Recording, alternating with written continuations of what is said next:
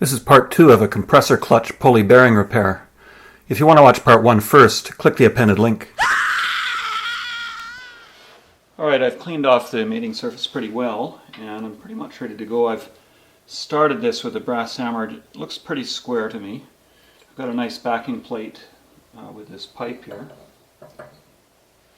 And so let's press this bearing in.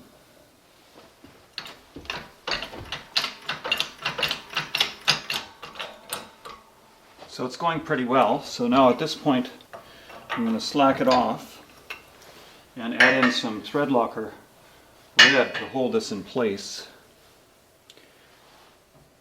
because I don't want this coming undone, and I can't re-spike it.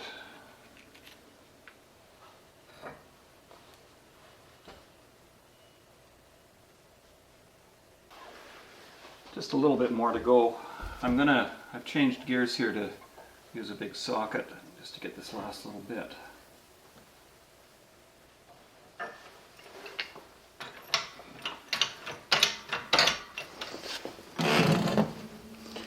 Oh yeah, look at how smooth that is. So of course I haven't depressurized the system, but I've moved the compressor up onto this block of wood to give myself better access.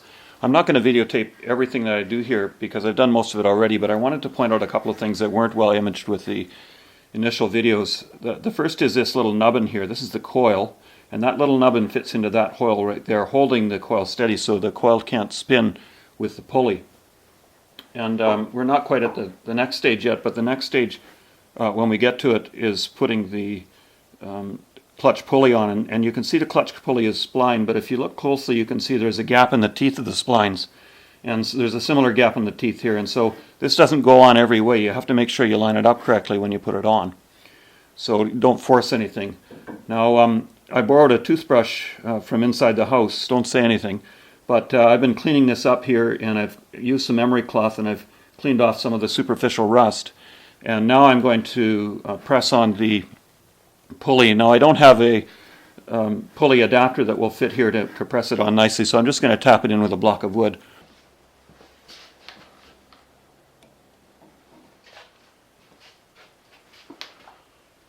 Put a drop of oil on this to try and allow it to slide a little more easily.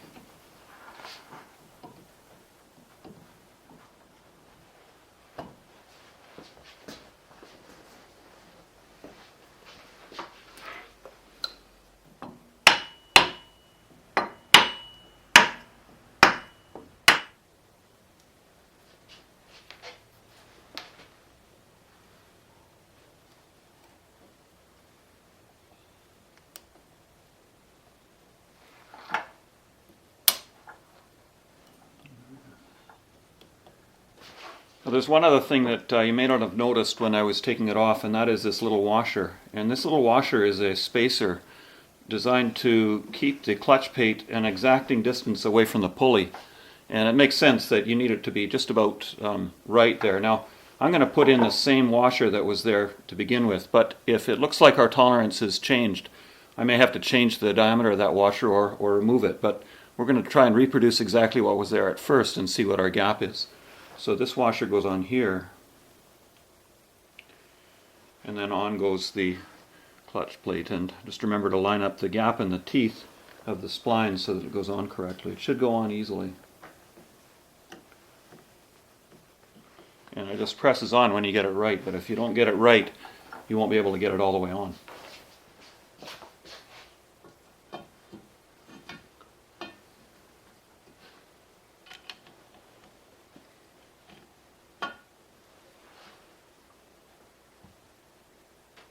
Okay, this gap between the clutch pulley and the pulley is said to be 16 to 31 thousandths.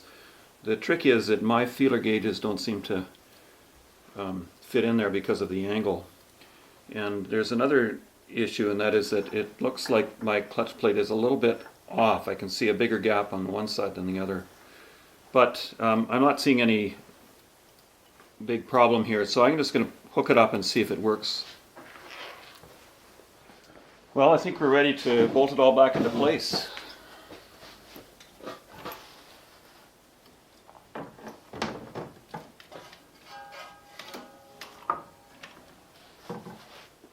Alright, I've got the compressor bolted in, and now I'll just take off the serpentine belt and put on the original belt, and hopefully when I fire this up my air conditioning works.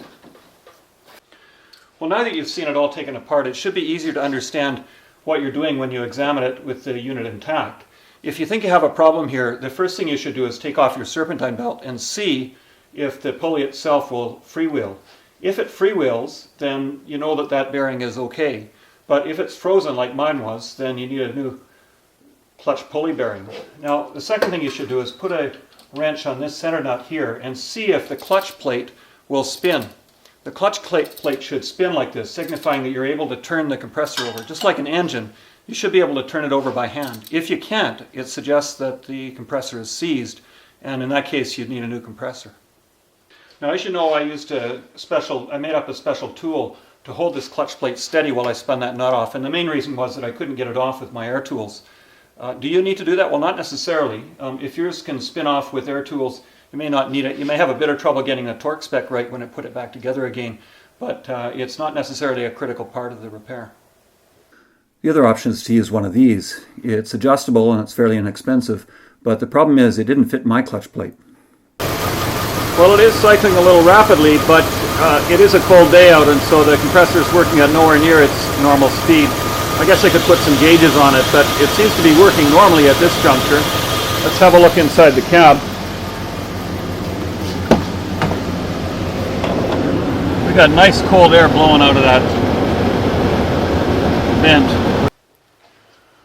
Okay, well, let me summarize what we found here. It started with a screeching sound in the front end, and we discovered an AC compressor clutch pulley that had gone bad. I think with that sound, a fair number of professionals would recommend replacing the whole AC compressor, arguing that that bearing often fails as a result of failing compressor. And if you do the repair once, initially you've got a whole new system and you're raring to go. But being a combination of cheap and handy, I decided to give it a go, just replacing that AC compressor clutch pulley. En route to the repair, I discovered that it's not so easy to find that compressor clutch pulley, and so I ended up replacing just the bearing by itself. And also en route to the repair, I discovered an unrecognized coolant leak at the base of my thermostat, and in retrospect I do wonder if the extra humidity in that area may have contributed to premature bearing failure. But in any case, I've got my AC working again for a total outlay of well less than $50. And so I think I'm well ahead of the game. Now, I still have an old compressor, and that compressor's been under a bit of heat, and so time will tell. Maybe it'll fail. And if it does, I'll post another video of an AC compressor replacement. But right now I'm in a win-win situation. And so let's see what happens. Say, if this video helped you out and you want to see more of them, hit like or subscribe or leave a comment. I'd love to hear what others find. Thanks for watching.